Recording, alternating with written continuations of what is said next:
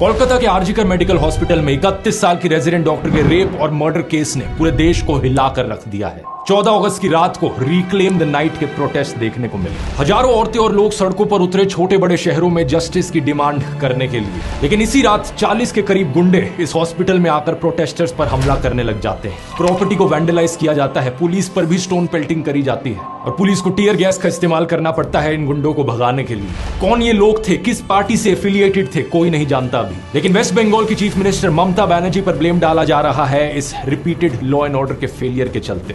सबसे बड़ा सवाल यहाँ पर उठ रहा है, देश भर में औरतें आखिर सुरक्षित क्यों नहीं है। इस आउटरीच के बीच एक और ऐसी रेप और मर्डर की खबर आती है उत्तराखंड से, जहां पर एक नर्स अपने घर लौट रही थी हॉस्पिटल से, उसकी हत्या कर दी गई। मुझे दुख इस बात का है कि आउटरीच सिर्फ हफ्ते 2 हफ्ते चलती है और फिर खत्म हो जाती है। औरतों के खिलाफ इस वायलेंस के पीछे की रूट कॉज को कोई एड्रेस ही नहीं करता। इस प्रॉब्लम को अगर हमें सॉल्व करना है तो 3 कारण है जिनकी बात हमें करते रहनी पड़ेगी। पहला, समाज का पेट्रियार्कल माइंडसेट। इंटरनेट पर चीप कंटेंट जो औरतों को ऑब्जेक्टिफाई करता है, रेप को ट्रिवियलाइज करता है, सेक्सुअल हैरेसमेंट को कैजुअली लेता है। एनिमल और कबीर सिंह जैसी फिल्में, माँ बहन की गालियों को नॉर्मलाइज किया जाना, ये सारी ऐसी चीजें हैं जिससे माइंडसेट प्रोपोगेट होता है और औरतों के खिलाफ वायलेंस इनकरेज होता है। दूसरा, विक्टिम ब्लेमिंग। समाज में रेप के लिए हमेशा औरतों को ही जिम्मेदार ठहराया जाता है। लोग अजीबोगरीब बहाने मारते हैं कि औरत का रेप तो इसलिए हुआ क्योंकि वो बाहर गई थी, छोटी स्कर्ट्स पहने थी, औरतों को बाहर नहीं निकलना चाहिए, स्ट्रेंजर्स के साथ बात नहीं करनी चाहिए, सारा ब्लेम औरत पर ही डाल दो। इससे रेपिस्ट को लगता है कि उनकी तो कोई गलती ही नहीं थी। तीसरा, रेपिस्ट को पॉलिटिकल सपोर्ट मिलना। लोग बात तो करते हैं ऐसे इंसिडेंट्स के बाद कि रेपिस्ट को फांसी चढ़ा देना चाहिए,